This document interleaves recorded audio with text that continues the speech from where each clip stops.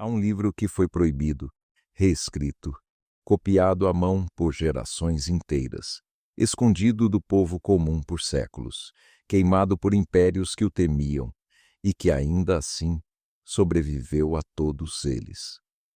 A primeira página deste livro desafia tudo o que a ciência moderna acredita sobre as origens do universo. A última página é uma promessa que ainda não foi cumprida. Entre essas duas páginas, existe uma das histórias mais fascinantes, mais controversas e mais estudadas da história humana inteira. Esse livro se chama Gênesis. E eu preciso te dizer uma coisa: você ainda não conhece metade da história. Em algum momento entre o século IX e o século V antes de Cristo, e essa diferença de 400 anos já nos diz muito, alguém sentou diante de um pergaminho e escreveu as palavras mais famosas da literatura mundial. No princípio, Deus criou os céus e a terra. 5 palavras em hebraico: Bereshit bara Elohim.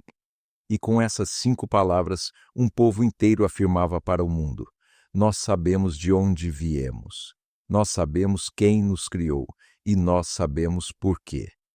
Mas o que esse povo não sabia, ou talvez soubesse e decidiu que não importava, é que a pergunta quem escreveu o Gênesis nunca teria uma resposta simples. E essa pergunta vai ser o nosso ponto de partida para as próximas 2 horas. Prepare-se, porque o que vem a seguir vai mudar para sempre a forma como você lê a primeira página da sua Bíblia. Por mais de 2000 anos, a resposta foi simples: Moisés. A tradição judaica, confirmada pela tradição cristã e reforçada pelo próprio Jesus no Novo Testamento, afirma que Moisés escreveu os 5 primeiros livros da Bíblia, a Torá, ou o Pentateuco, como os gregos chamavam. E há uma lógica narrativa nessa atribuição. Moisés teria vivido no Egito, recebido educação de elite na corte faraônica, testemunhado os eventos do Êxodo e teria passado 40 anos no deserto com o povo de Israel, tempo mais do que suficiente para registrar, organizar e escrever a história da criação, do dilúvio, dos patriarcas e do chamado de Abraão. O próprio Novo Testamento cita Moisés como autor. Em João 5, 46, Jesus diz: se vocês acreditassem em Moisés, acreditariam em mim, pois ele escreveu sobre mim. Em Marcos 12, 26, Jesus se refere diretamente ao livro de Moisés. Para os crentes conservadores, essa é prova suficiente. Se Jesus atribuiu a Moisés, a questão está encerrada. Mas existe um problema que os próprios estudiosos judeus medievais já tinham notado e que ficou impossível de ignorar a partir do século XVIII. O Gênesis parece escrito por, no mínimo, 2 pessoas diferentes, talvez 4. Em 1878, um teólogo alemão chamado Julius Wellhausen publicou um livro que abalou o mundo da erudição bíblica: Prolegômenos, a História de Israel.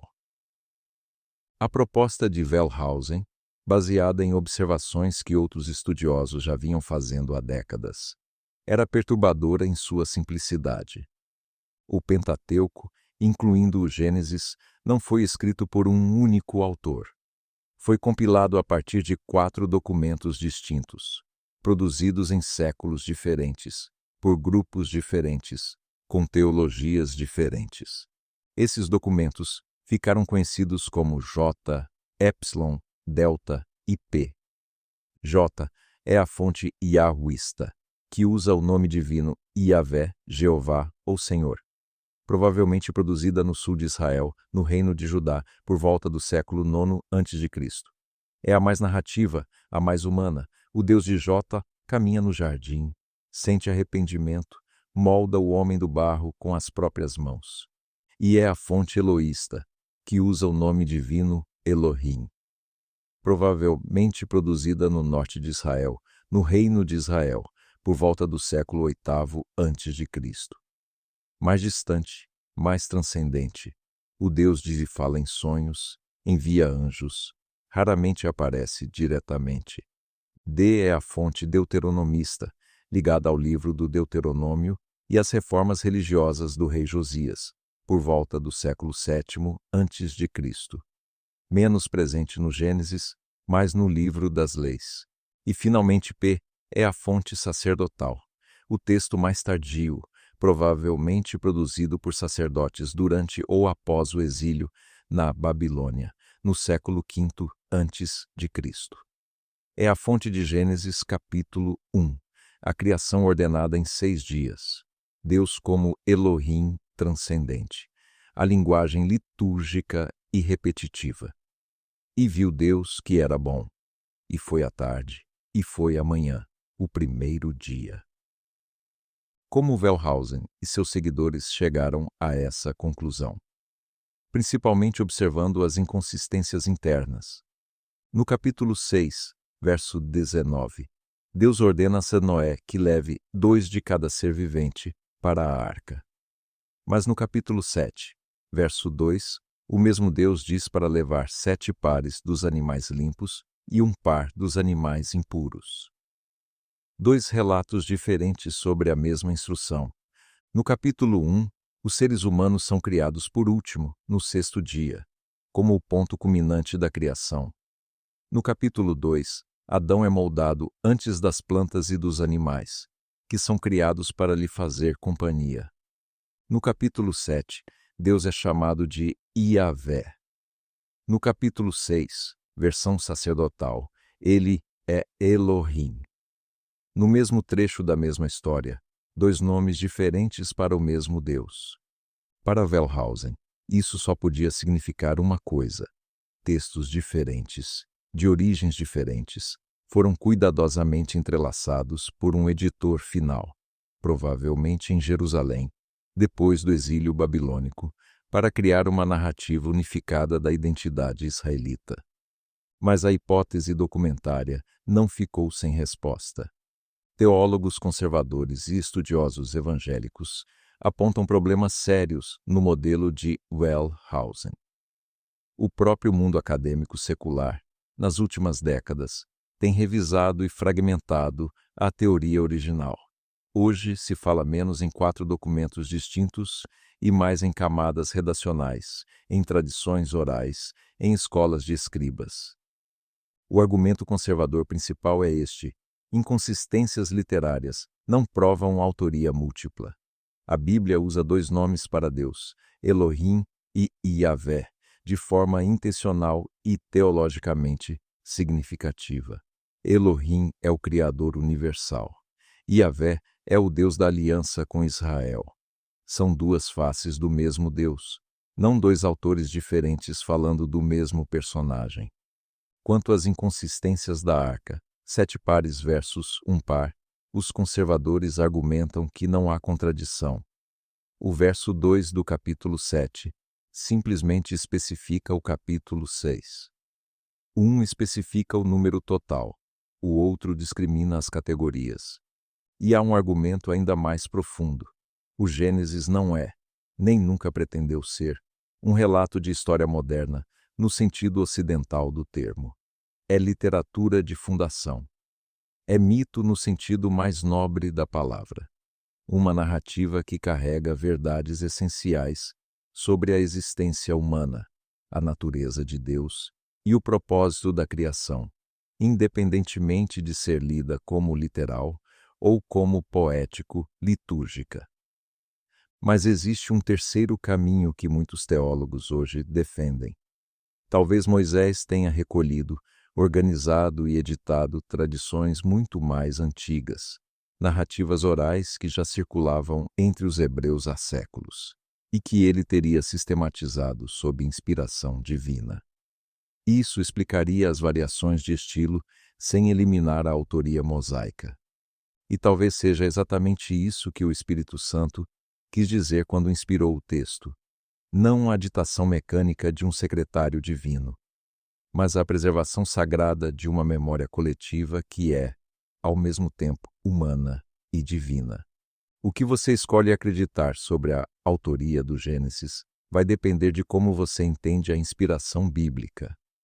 Mas uma coisa é certa: seja quem for que escreveu, o que foi escrito mudou o mundo para sempre.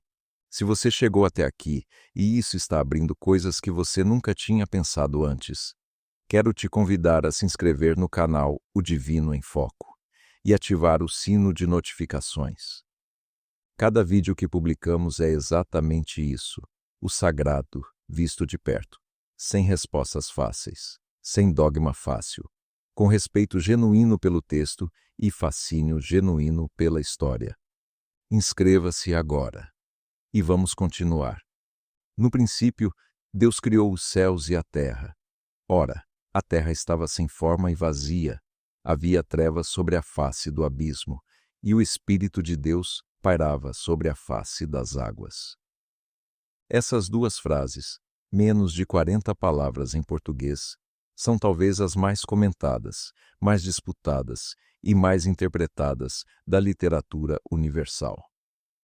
O capítulo 1 do Gênesis é um poema, não uma poesia no sentido moderno, mas uma estrutura litúrgica cuidadosamente construída, com padrões de repetição, paralelismos e simetrias que só um escriba altamente treinado poderia ter produzido. A estrutura é esta: os primeiros 3 dias estabelecem ambientes, luz e trevas, mar e céu, terra e vegetação. Os 3 dias seguintes preenchem esses ambientes com habitantes. Sol, lua e estrelas preenchem o ambiente da luz. Peixes e pássaros preenchem o mar e o céu. Animais e humanos preenchem a terra. É uma estrutura de pares paralelos. Um poema de criação, não um manual de ciências. E aqui chegamos à primeira grande questão teológica. Os dias do Gênesis são dias de 24 horas, ou algo mais. Os jovem-terristas, defensores da terra jovem, argumentam que a palavra hebraica yom, dia, especialmente quando qualificada por manhã e tarde, indica necessariamente um período de 24 horas. Para eles, a Terra tem entre 6.000 e 10.000 anos, e o Gênesis é registro literal de eventos históricos. Os velha-terristas, que incluem a maioria dos teólogos evangélicos modernos, argumentam que Yom, em hebraico, pode indicar períodos longos, épocas, eras. Em Gênesis 2:4, no dia em que o Senhor Deus fez a terra e os céus, claramente se refere ao período inteiro da criação, não a um dia de 24 horas. E há uma terceira posição, defendida por teólogos como C.S. Lewis, N.T. Wright e uma série de exegetas modernos. O capítulo 1 do Gênesis não é nem literal nem metáfora no sentido moderno. É um texto polêmico, uma resposta teológica deliberada aos mitos de criação das culturas vizinhas. E para entender o que ele está dizendo, precisamos entender o que ele está contestando. Em 1872, um arqueólogo chamado George Smith estava estudando tabletes de argila cuneiforme no Museu Britânico, quando se deparou com algo que o deixou tão atônito que, segundo relatos da época, ele saiu correndo pela sala, tirando a própria camisa de agitação. O que George Smith leu naqueles tabletes, que datavam de aproximadamente 1200 a.C., e que pertenciam à biblioteca do rei assírio Assurbanipal, era uma história de criação, em babilônico. A história se chamava Enuma Elish, quando no alto, as primeiras palavras do texto. E ela começa assim: no princípio, havia apenas 2 oceanos primordiais, Apsu, as águas doces, e Tiamat, o oceano salgado caótico. Desses oceanos emergiram os deuses, e então os deuses começaram a guerrear entre si. O jovem deus Marduk desafia Tiamat, o caos monstruoso, representado como uma serpente ou dragão, a mata em batalha épica, e com o seu corpo partido ao meio, cria o universo. Com uma metade, faz o firmamento do céu, com a outra, faz a terra. Com o sangue de um deus rebelde, cria os seres humanos, para que sirvam aos deuses e não os incomodem. E agora olhe para Gênesis 1 com novos olhos. Onde o Enuma Elish tem violência e guerra, o Gênesis tem a palavra. Deus disse, e foi. Nenhuma batalha, nenhum sacrifício de deuses, nenhum caos que resiste à criação. Onde o Enuma Elish cria os humanos como servos sem valor, o sangue bruto do Deus morto para que trabalhem para nós. O Gênesis cria os humanos à imagem de Deus. Imago Dei. A palavra hebraica é Tselem, a mesma palavra usada para as estátuas dos reis, postas nas províncias para representar a presença real, onde o rei não podia estar fisicamente. O humano é a estátua de Deus no universo. Onde o Enuma Elish tem muitos deuses em conflito, o Gênesis tem um único Deus que não tem adversário à sua altura. A criação não é o resultado de uma guerra, é o resultado de um amor que transborda. Isso é o que o capítulo 1 do Gênesis está fazendo. Não é um relato científico sobre como o universo foi formado. É uma declaração teológica radical, polêmica, revolucionária, numa época em que todo o povo ao redor deles acreditava que o universo era o resultado de violência divina e que os humanos eram escravos dos deuses. O Gênesis diz: não. O universo é bom. Os humanos têm dignidade. E há um único Deus que criou tudo isso com uma palavra, não com sangue. Essa foi a maior revolução teológica da história antiga. E ela está escondida na primeira página da Bíblia. E então, chegamos ao capítulo 2, e aqui as coisas ficam mais complicadas. Se o capítulo 1 é o Deus Elohim, transcendente universal, criando o cosmos com palavras de poder, o capítulo 2 nos apresenta Yahvé Elohim, que literalmente molda o homem do pó da terra e sopra em suas narinas o fôlego de vida. Onde o capítulo 1 cria os humanos no sexto dia, após todo o resto do universo estar preparado, o capítulo 2 cria Adão primeiro, antes das plantas, antes dos animais, e então planta um jardim para que ele habite. A ordem da criação é diferente. O nome de Deus é diferente. O estilo literário é completamente diferente. Para a hipótese documentária, isso é prova de dois textos separados. O capítulo 1 é da fonte sacerdotal, P, e o capítulo 2 é da fonte Yahvista, J. Ambos foram preservados e colocados lado a lado pelo editor final, porque ambos carregavam verdades essenciais, que nenhum dos dois capturaria sozinho. Para os conservadores, os capítulos 1 e 2 são complementares, não contraditórios. O capítulo 1 narra a criação em perspectiva geral e cronológica. O capítulo 2 se foca especificamente na criação do ser humano e de seu ambiente imediato. Mas o Jardim do Éden em si levanta outra questão fascinante. Onde ficava? O texto de Gênesis 2, versículos 10 a 14, menciona 4 rios saindo do jardim: Fison, Gion, Tigre e Eufrates. O Tigre e o Eufrates são identificáveis, eles ainda existem, fluindo pela Turquia, Síria e Iraque até o Golfo Pérsico. Os outros dois, Fison e Gion, são misteriosos. Alguns os identificam com rios no Irã, outros no Egito.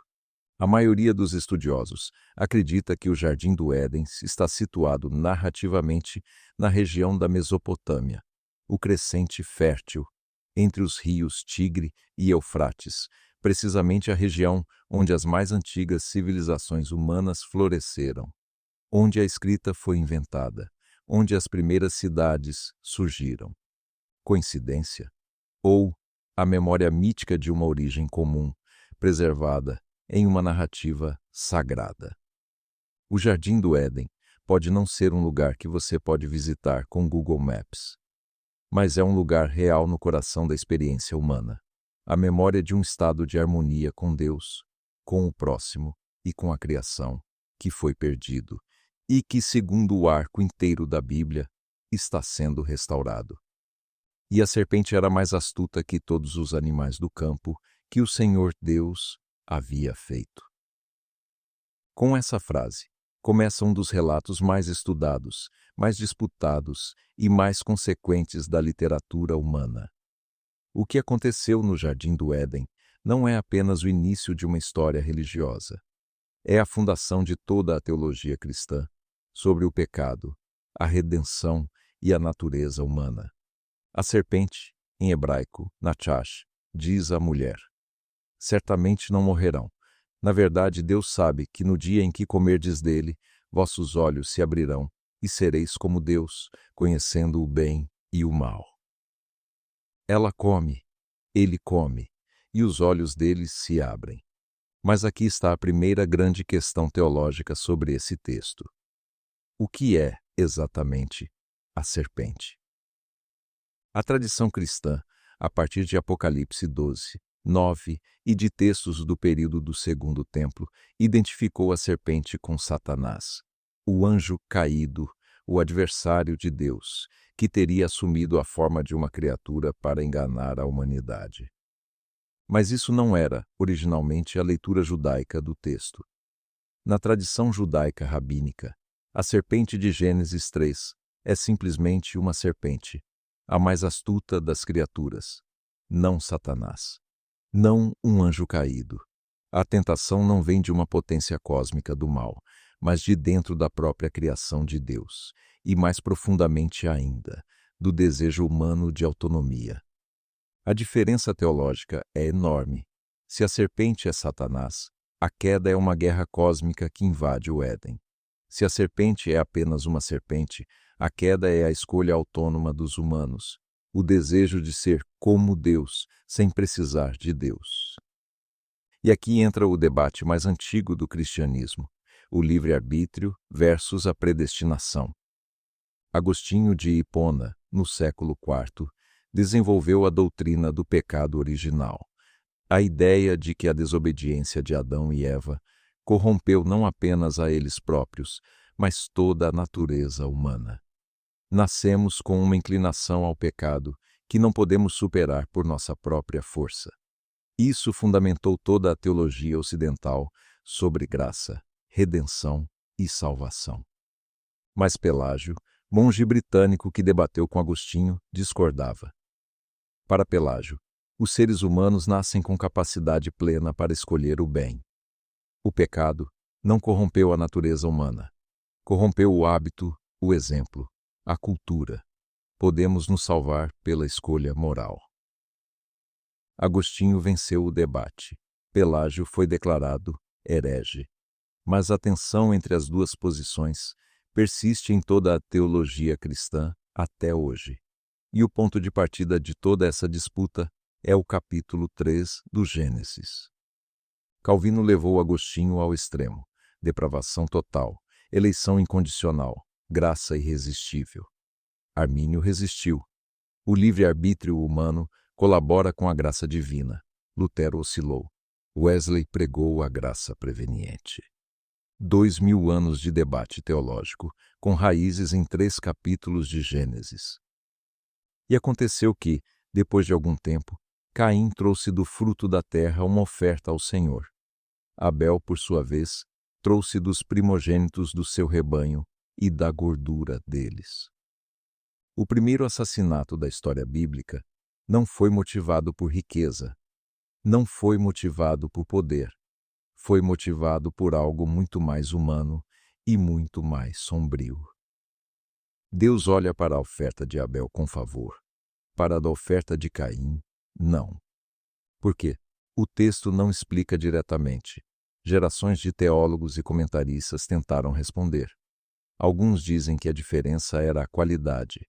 Caim trouxe do fruto da terra, sem especificar que era o primeiro fruto, o melhor fruto. Abel trouxe dos primogênitos do seu rebanho, o melhor que tinha. Outros dizem que era uma questão de atitude interna, de coração. Outros ainda, especialmente na teologia judiciosa do Hebreus 11:4, dizem que Abel ofereceu pela fé e Caim Não. Mas a resposta de Deus a Caim é fascinante. Ele não o pune imediatamente. Ele o confronta. Por que estás irado? E por que caiu a tua face? Se fizeres bem, não serás aceito. E se não fizeres bem, o pecado está à porta, e sobre ti será o seu desejo, mas domina sobre ele. Deus está dizendo: você pode, o mal está à sua porta, mas você tem poder sobre ele, você tem escolha. Caim escolhe diferente, mata o irmão. E então vem a pergunta mais famosa do Gênesis, depois de onde estás? Onde está Abel, teu irmão? E Caim responde com as palavras que ecoam como pedras jogadas em um poço fundo. Não sei. Sou eu o guardador do meu irmão? Essa resposta atravessou 20 séculos de civilização humana. É a pergunta que toda a sociedade precisa responder. Sou eu responsável pelo outro? Existe algo que me obriga a cuidar de quem está ao meu lado? O Gênesis responde antes de Caim acabar de falar. A voz do sangue do teu irmão clama a mim desde a terra. O sangue derramado fala.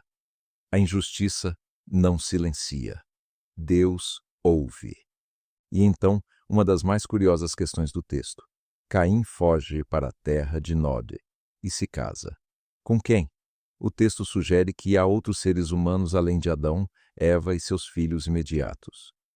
Todo aquele que me encontrar me matará. Quem são esses todos? Filhos anteriores de Adão e Eva não mencionados. Uma humanidade paralela. O reflexo literário de que a história de Caim e Abel era uma tradição oral muito mais antiga, preservada sem a intenção de responder todas as perguntas que ela levanta. O Gênesis não responde. E talvez seja exatamente essa abertura que mantém o texto vivo depois de 3.000 anos. A marca de Caim é um dos elementos mais mal usados de toda a história da interpretação bíblica. O texto diz: então o Senhor pôs um sinal em Caim, para que ninguém que o encontrasse o ferisse. A marca não é punição, é proteção. Deus não marca Caim para envergonhá-lo ou expulsá-lo, marca para protegê-lo de ser morto em vingança. É um ato de misericórdia, mesmo para um homicida. Mas ao longo dos séculos, e especialmente nos séculos 17 ao 19, essa marca foi interpretada por alguns como uma marca de raça, de cor de pele diferente, para justificar a escravidão e o racismo. Essa é uma das interpretações mais grotescamente erradas da história da hermenêutica bíblica, e foi rejeitada por décadas de erudição séria. O texto não faz nenhuma referência à raça. A marca de Caim é protetora, não pejorativa. Depois de Caim, o Gênesis traça 2 linhas genealógicas.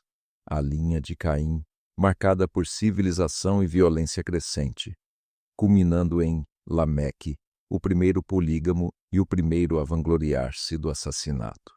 E a linha de Set, o terceiro filho de Adão e Eva, escolhido como a linha sagrada que eventualmente leva a Noé, a Abraão, a Davi e, segundo a narrativa cristã, a Jesus.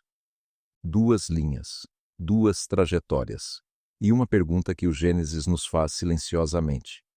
De qual linha você descende? Não biologicamente, mas em caráter, em escolha, em direção. Chegamos à metade da nossa jornada pelo Gênesis, e ainda temos as histórias mais fascinantes e mais controversas à frente. Se este documentário está valendo o seu tempo, deixe o like agora. É simples, rápido e ajuda esse conteúdo a chegar em muito mais pessoas que nunca ouviram essas histórias desse jeito. E se você não está inscrito ainda, inscreva-se. A nossa missão aqui é exatamente essa: o sagrado visto de perto. Vamos continuar. Gênesis 6, 5. E viu o Senhor que a maldade do homem era grande na terra, e que toda a inclinação dos pensamentos do seu coração era sempre e somente o mal. Essa é uma das frases mais sombrias de toda a Bíblia. O Criador olha para a sua criação, a humanidade que fez à sua imagem, e vê mal absoluto, ininterrupto, total. E o que segue é uma das narrativas mais conhecidas do mundo. Noé, um homem justo e íntegro. A construção de uma arca de dimensões específicas. O dilúvio que cobre a terra. A sobrevivência de Noé, sua família e os animais. O arco-íris como sinal de aliança. Mas existe uma questão que divide teólogos e cientistas há séculos. O dilúvio foi global ou local? A posição jovem terrista é clara, foi global. A água cobriu toda a terra. Todas as montanhas foram submersas. Toda a vida fora da arca pereceu. A estratigrafia geológica, as camadas de sedimento que os geólogos estudam, seria o resultado desse dilúvio global. Os velhaterristas e a maioria dos geólogos têm problemas sérios com essa posição. Para cobrir o Monte Everest, 8.849 metros, com água, seriam necessários 4,4 bilhões de quilômetros cúbicos de água, além de toda a água existente na Terra. E então, essa água teria que ir para algum lugar depois. A alternativa mais aceita entre os teólogos moderados é o dilúvio local catastrófico. No contexto do narrador, toda a terra significa o mundo conhecido, a bacia mesopotâmica. E a evidência arqueológica de que inundações catastróficas ocorreram na região entre Tigre e Eufrates, no 4º milênio antes de Cristo. Inundações tão devastadoras que, da perspectiva de quem as viveu, pareciam o fim do mundo. Leonard Woolley, o mesmo arqueólogo que escavou Ur nos anos 1920, encontrou uma camada de argila estéril de aproximadamente 2,5 metros de espessura, no meio dos níveis arqueológicos da cidade. Evidência de uma inundação de proporções extraordinárias, datada de aproximadamente 3.000 a.C. Dilúvio global, dilúvio regional. O texto não responde essa questão com precisão científica, mas o que ele responde é outra coisa completamente, e isso nos leva à revelação mais perturbadora deste documentário. Em 1872, o mesmo ano em que George Smith encontrou o Enuma Elish, ele se deparou com algo ainda mais surpreendente. Na mesma biblioteca de Assurbanipal, em tabletes que datavam de aproximadamente 1200 a.C. e copiavam um texto ainda mais antigo, do século XVIII a.C., estava uma história de dilúvio. Uma história de dilúvio que você vai reconhecer imediatamente. A Epopeia de Gilgamesh é o poema épico mais antigo da história humana. O rei Gilgamesh busca a imortalidade depois da morte de seu amigo Enkidu. Em sua jornada, encontra um único homem que sobreviveu à morte. Um homem chamado Ut-na-Pishtim. E Ut-na-Pishtim lhe conta sua história. Um deus chamado Ea avisou Ut-na-Pishtim em sonho. Os deuses decidiriam destruir a humanidade com um dilúvio. Ut-na-Pishtim deveria construir um barco, de dimensões específicas, e carregar a semente de toda criatura viva. Ele construiu o barco. O dilúvio veio. As águas cobriram tudo. O barco pousou em uma montanha, o Monte Nisir, na região do atual Kurdistão iraquiano. E então, Ut-na-Pishtim fez algo que você reconhece. Soltou uma pomba. A pomba voltou. Soltou uma andorinha. A andorinha voltou. Soltou um corvo. O corvo não voltou. Havia terra seca. Ut-na-Pishtim desceu do barco. Ofereceu um sacrifício. E os deuses cheiraram o aroma agradável e se reuniram como moscas ao redor do sacrifício. Agora ouça Gênesis 8, 20 a 21. E edificou Noé um altar ao Senhor, e tomou de todo o gado limpo e de toda a ave limpa, e ofereceu holocaustos no altar, e o Senhor aspirou o suave aroma. Os paralelos são impressionantes demais para serem coincidência. Um homem justo avisado pelos deuses. Um barco construído para salvar a família e os animais. Um dilúvio que cobre tudo. Um barco que pousa em uma montanha. Pássaros enviados para verificar se as águas baixaram. Um sacrifício cujo aroma sobe ao divino. A epopeia de Gilgamesh foi escrita por volta de 1800 a.C.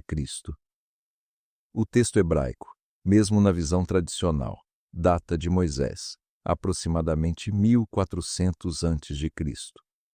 Na visão acadêmica, de ainda mais tarde, entre os séculos IX e V a.C. O texto mesopotâmico é, em qualquer análise, mais antigo que o hebraico. Isso quer dizer que o Gênesis copiou Gilgamesh? Essa é a questão. E ela tem pelo menos 3 respostas possíveis, todas sérias, todas defendidas por estudiosos de peso. Primeira resposta. O Gênesis adaptou uma tradição narrativa mesopotâmica. Assim como o capítulo 1 responde ao Enuma Elish, o capítulo 6 a 9 responde ao Gilgamesh, transformando o dilúvio de um capricho dos deuses em um ato de julgamento moral, e Noé, de um sobrevivente sortudo, em um homem escolhido por sua justiça. A mesma história, com uma teologia completamente diferente. Segunda resposta. Ambas as narrativas preservam a memória de um evento histórico real, um dilúvio catastrófico real que aconteceu na região mesopotâmica e sobreviveu nas tradições orais de vários povos antes de ser registrado separadamente em textos distintos. Terceira resposta. A mais comum entre crentes conservadores. A narrativa original é a de Noé, preservada nas tradições orais dos descendentes de Noé que se espalharam pelo mundo. O Gilgamesh seria, então, uma versão degradada e politeísta da mesma memória histórica. Não o original que foi copiado, mas a cópia que distorceu. Qual dessas respostas é a correta? Talvez nenhuma. Talvez todas contenham uma parte da verdade. Mas o que nenhuma das 3 respostas pode negar é a diferença teológica fundamental. No Gilgamesh, os deuses enviam o dilúvio porque os humanos fazem barulho demais e os incomodam. A destruição é caprichosa, irracional, e vários deuses ficam perturbados com ela. No Gênesis, há um único Deus, e esse Deus fica angustiado. O texto diz que o Senhor se arrependeu de ter feito o homem, com a maldade moral da humanidade. O dilúvio não é capricho. É consequência de uma ordem moral do universo. E mesmo em meio ao julgamento, há salvação para quem é justo. Essa não é uma diferença pequena. É uma revolução de cosmovisão. E ela aconteceu em algum ponto entre a epopeia de Gilgamesh e o texto hebraico de Gênesis, nesse espaço entre 2 textos, a ideia de um Deus moral que julga com justiça e salva com misericórdia nasceu na história da humanidade. Depois do dilúvio, Gênesis 9 registra algo sem precedentes na literatura do mundo antigo. Deus faz uma aliança. Não com Israel, não com a igreja, com toda a humanidade, com Noé, com seus filhos e com todo ser vivo que está convosco. Com os animais também. A palavra hebraica para aliança é berit, um termo técnico e legal para um acordo vinculante entre 2 partes. E aqui Deus, unilateralmente, faz um compromisso. Nunca mais amaldiçoarei a terra por causa do homem, nem destruirei mais todo ser vivo. O arco-íris é o sinal visível dessa aliança, não dado para os humanos lembrarem, mas para Deus mesmo. Quando eu trouxer nuvens sobre a terra e o arco aparecer nas nuvens, lembrarei da minha aliança. Pense no que isso significa. O Criador do universo coloca o seu próprio arco, símbolo de guerra no mundo antigo, o arco de um guerreiro, no céu, apontando para longe da terra, como se dissesse: a guerra acabou, abaixei as armas, Não destruirei mais. É a primeira aliança universal da Bíblia, não exclusiva de nenhum povo, de nenhuma religião. Universal como o próprio universo. E a partir daqui, a história do Gênesis começa uma nova fase, do universal ao particular, do cosmos para uma família, de toda a humanidade para um homem chamado Abraão. Gênesis 11, versículos 1 a 9, é um dos textos mais curtos e mais densos do livro inteiro. Apenas 9 versículos. E neles está uma história que continua a fascinar linguistas, antropólogos e teólogos. E era toda a terra de um só idioma e de um só linguajar. A humanidade, descrita como unida e com uma única língua, migra para o leste e se instala em uma planície na terra de Sinar. Em babilônico, Sinar é a região da Babilônia. Babel, em hebraico, significa confusão, mas em babilônico significa porta de Deus, Babilu.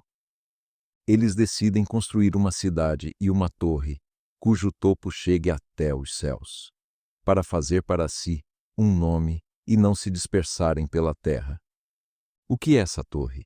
Arqueólogos identificaram os zigurates mesopotâmicos, as pirâmides em degraus da Mesopotâmia, como os candidatos mais prováveis.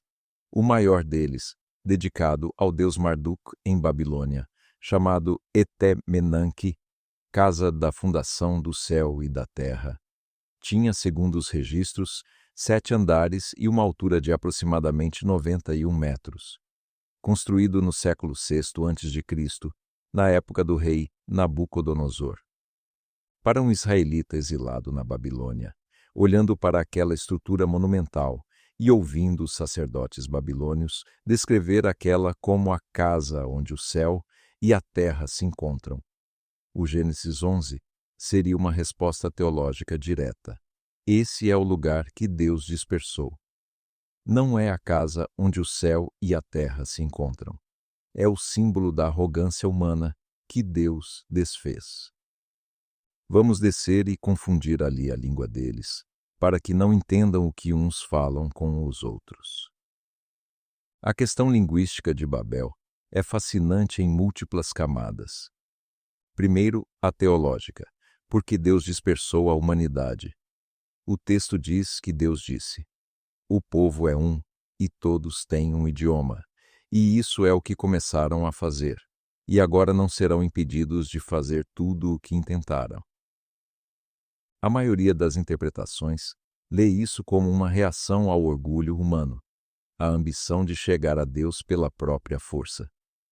Mas alguns teólogos modernos oferecem uma leitura mais sutil. O problema não é a ambição técnica em si.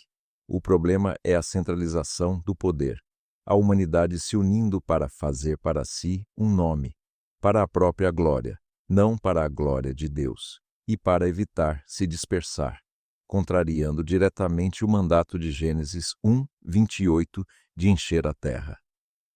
A dispersão, nessa leitura, não é punição, é redirecionamento. Deus não destrói a humanidade, Ele a diversifica. A pluralidade de culturas, idiomas e povos não é uma maldição, é a forma correta de preencher a terra. Segundo, a questão linguística. A ciência moderna tem alguma coisa a dizer sobre a origem das línguas? A linguística histórica identificou famílias de línguas indo-europeias, semíticas, sino-tibetanas, afro-asiáticas, que podem ser rastreadas de volta a protolínguas comuns. O proto-indo-europeu, por exemplo, é a língua ancestral reconstruída que deu origem ao latim, ao grego, ao sânscrito, ao inglês, ao português, ao persa e ao hindi. Existe a teoria do proto-mundo, altamente especulativa e rejeitada pela maioria dos linguistas profissionais, que propõe uma única protolíngua ancestral de todas as línguas humanas.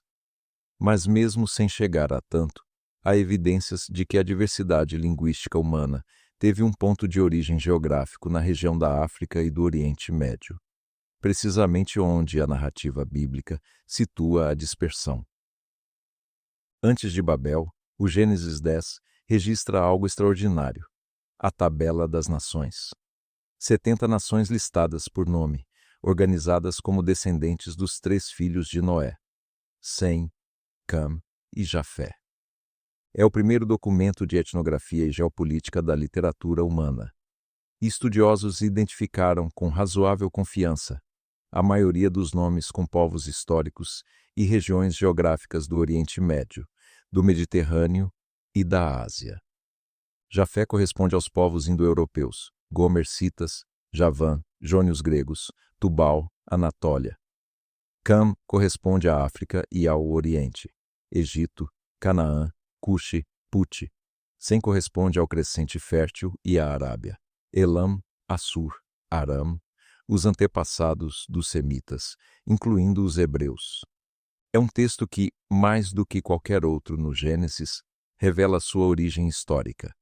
Foi escrito por alguém com conhecimento geopolítico sofisticado do mundo antigo, na perspectiva de Canaã e da Mesopotâmia. E é um texto que diz algo de profunda importância. Toda a humanidade, todas as nações, todos os povos, descende da mesma família. Antes de qualquer nação, de qualquer raça, de qualquer religião, somos uma única família humana. Isso não é um detalhe de passagem. É a afirmação central do Gênesis, da criação até Babel. Estamos chegando na parte mais humana e mais emocionante de toda esta jornada. A história de Abraão, o homem que fundou 3 religiões, e a história de José, talvez o personagem mais cinematográfico de toda a Bíblia. Se você ainda não deixou o like neste vídeo, faz agora. E se conhece alguém que ama a Bíblia e nunca parou para olhar para ela desse ângulo, compartilhe este vídeo com essa pessoa. Vamos continuar. Sai da tua terra, da tua parentela e da casa de teu pai, para a terra que te mostrarei. Essa é a primeira fala de Deus para Abraão, e pode ser uma das mais revolucionárias da história das religiões. Não há preparação. Não há longa introdução a quem é Abraão, por que ele foi escolhido, o que ele fez de especial. O texto de Gênesis 12 simplesmente abre com uma ordem: vá. Abraão, ainda chamado Abrão nesse momento, vivia em Ur dos Caldeus. Ur era, na época, uma das cidades mais sofisticadas do mundo. As escavações de Leonard Woolley entre 1922 e 1934 revelaram uma civilização de deslumbrante complexidade, instrumentos musicais de ouro, joias elaboradas, escrita cuneiforme, um zigurat de 3 andares dedicado ao deus Lua Nana. Abraão não era um nômade primitivo saindo de um lugar qualquer. Ele era habitante de uma das capitais culturais do mundo antigo. E ele deixou tudo isso, família, riqueza, segurança, identidade, por uma promessa de um Deus que nunca havia falado antes com nenhum de seus ancestrais. Ou talvez tenha falado. Gênesis 11:31 sugere que o pai de Abraão, Terá, já havia saído de Ur em direção a Canaã e morreu no caminho, em Harã. Havia uma migração em andamento, mas é com Abraão que a história sagrada começa a chamar pelo nome. Deus promete a Abraão 3 coisas: terra, descendência numerosa como as estrelas, e bênção que se estenderá a todas as nações da terra. Em ti serão benditas todas as famílias da terra. Essa promessa, que os teólogos chamam de aliança abraâmica, é a espinha dorsal de toda a narrativa bíblica do Gênesis ao Apocalipse. Ela conecta Abraão a Moisés, a Davi, à encarnação de Jesus, ao chamado gentio à fé, à visão final do Apocalipse de toda tribo, língua, povo e nação. Uma promessa feita a um homem idoso num deserto, sem descendentes, sem terra, e que moldou o rumo de 3 milênios de história humana. Gênesis 15 contém um dos rituais mais intrigantes de toda a Bíblia. Abraão pede a Deus uma confirmação da promessa de terra, E Deus lhe diz para trazer animais: uma novilha, uma cabra, um carneiro, uma pomba e um pombinho, e cortá-los ao meio, colocando os pedaços em fileiras opostas. Abraão faz isso. E então adormece. E numa visão, vê uma fornalha fumegante e uma tocha de fogo passando entre os pedaços dos animais. O que está acontecendo? Estudiosos identificaram esse ritual como um tratado de aliança do Oriente Antigo, especificamente semelhante a tratados hititas do segundo milênio antes de Cristo. Nos tratados de vassalagem do mundo antigo, as partes passavam entre os animais cortados como símbolo: que me aconteça o mesmo que a esses animais se eu quebrar esta aliança. O que é extraordinário no Gênesis 15 é que apenas Deus passa entre os animais, representado pela tocha de fogo. Abraão está dormindo, não participa do ritual. Isso significa que Deus assume sozinho o compromisso. Se a aliança for quebrada, mesmo que seja pelos descendentes de Abraão, é Deus quem será cortado ao meio. É Deus quem assume o ônus da aliança. Para os teólogos cristãos, isso tem uma ressonância profunda. A morte de Cristo na cruz seria precisamente Deus cumprindo essa cláusula, tomando sobre si a consequência da quebra da aliança pela humanidade. Seja ou não essa a intenção original do texto, é uma janela vertiginosa para a profundidade teológica que está escondida nessas narrativas que parecem simples à primeira leitura. E então, chegamos à passagem mais perturbadora do Gênesis, talvez a mais perturbadora de toda a Bíblia. Gênesis 22. A Akedah, a ligação de Isaque. O sacrifício que quase aconteceu. E aconteceu depois destas coisas que Deus tentou Abraão e disse-lhe: Abraão. E ele respondeu: Eis-me aqui. E disse: Toma agora o teu filho, o teu único filho Isaque, a quem amas, e vai para a terra de Moriá, e oferece-o ali em holocausto sobre uma das montanhas que eu te disser. A pergunta que essa passagem levanta é uma das mais antigas da filosofia da religião. Um Deus bom pode pedir o sacrifício de uma criança? E se pede, é um Deus ao qual devemos obediência absoluta? Søren Kierkegaard, o filósofo dinamarquês do século XIX, dedicou um livro inteiro a esse texto. Temor e Tremor, 1843. E concluiu que Abraão estava diante do que ele chamou de suspensão teleológica do ético. Um momento em que o comando divino transcende a ética humana comum. O salto de fé. A tradição judaica lê o texto de forma diferente. Os rabinos medievais, especialmente Rashi e Maimônides, argumentam que Deus nunca teve a intenção de que Isaque fosse morto. O ponto era o teste. E o que Abraão estava testando era a sua própria disposição de não reter nada de Deus. O anjo interrompe antes do sacrifício, exatamente porque a intenção nunca foi a morte. A interpretação islâmica adiciona outra camada. Para o Islã, não foi Isaque, mas Ismael, o filho primogênito de Abraão, filho de Agar, o filho do sacrifício. É Ismael que estava na montanha. É Ismael que foi resgatado. E o local não é Moriá, em Canaã, mas o Monte Arafat, perto de Meca. 3 tradições, um texto, interpretações que divergem em pontos fundamentais e que produziram 3 das maiores religiões da história humana. O que o Gênesis nos diz, acima de todas essas interpretações, é isso. A fé verdadeira envolve soltar, deixar ir, não reter o que você mais ama. E é no momento em que você está disposto a soltar que Deus provê. No monte do Senhor será provido. Jeová Jireh. O nome que Abraão deu ao lugar. E o Senhor lhe disse: 2 nações há no teu ventre, e 2 povos se dividirão das tuas entranhas.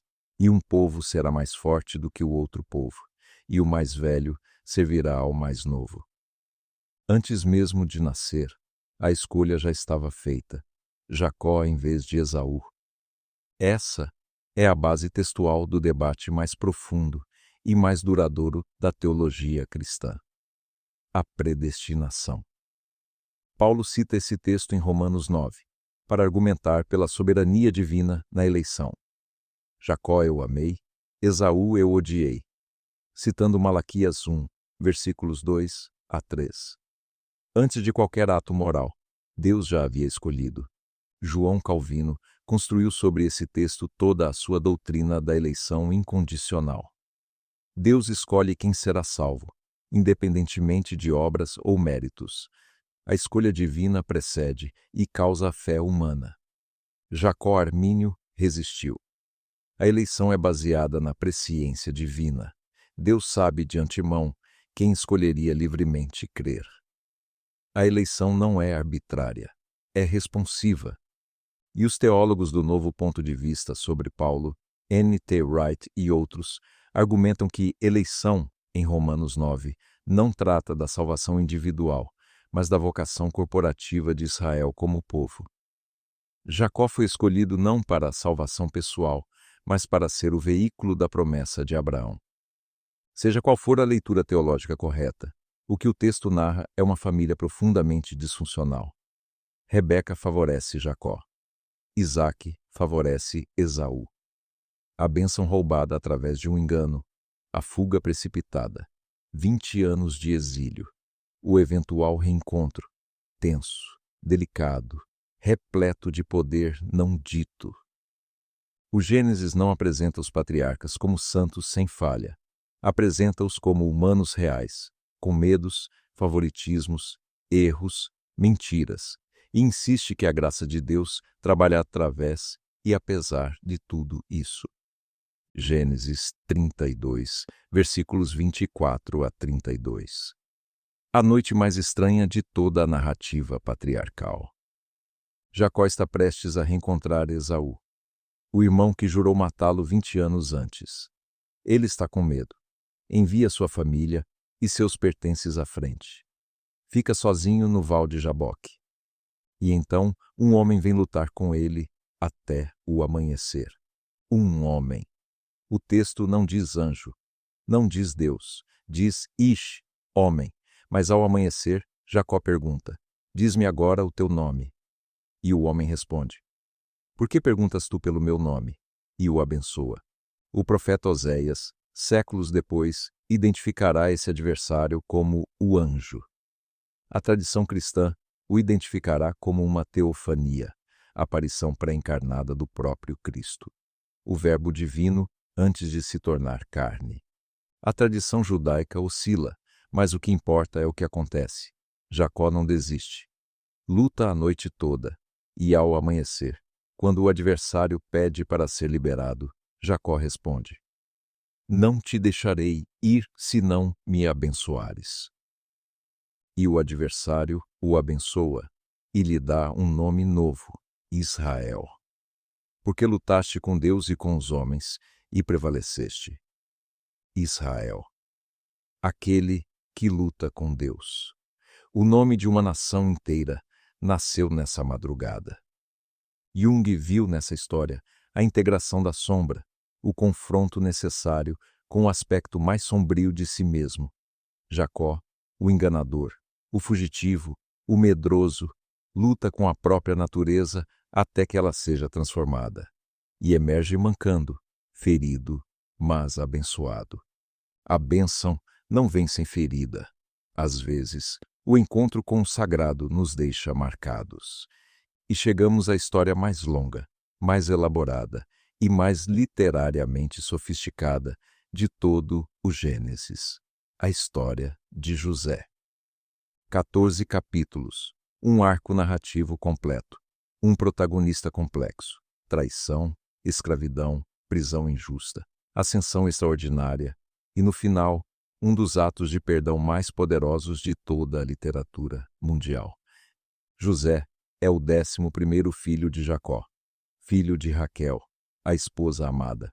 Jacó o favorece, os irmãos o odeiam. E quando José, ainda jovem, tem sonhos onde os irmãos se curvam a ele, o ódio se transforma em algo pior.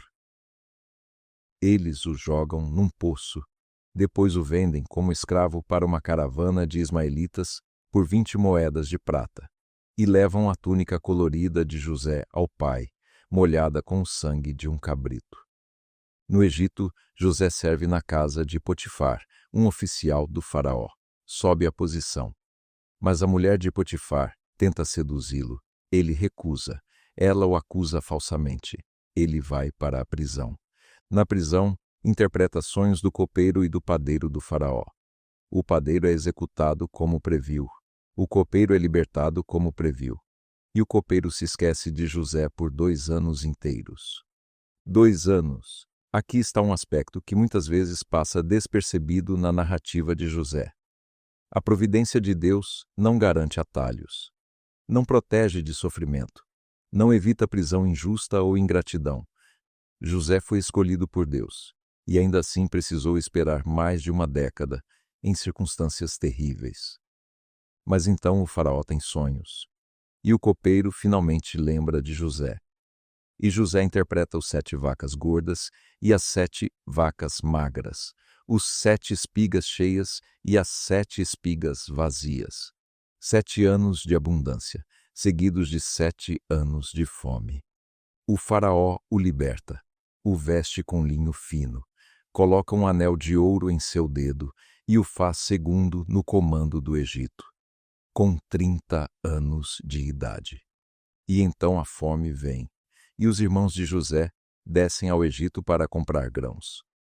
O que acontece a seguir é uma das cenas de reconhecimento mais poderosas da literatura mundial, comparável a Odisseu retornando para Ítaca.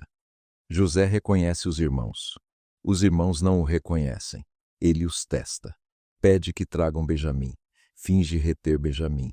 E então, quando Judá, o mesmo que propôs vendê-lo 20 anos antes, oferece a própria vida em lugar de Benjamim, José não pode mais se conter. Aproximai-vos de mim. E eles se aproximam. Eu sou José, vosso irmão, a quem vendestes para o Egito.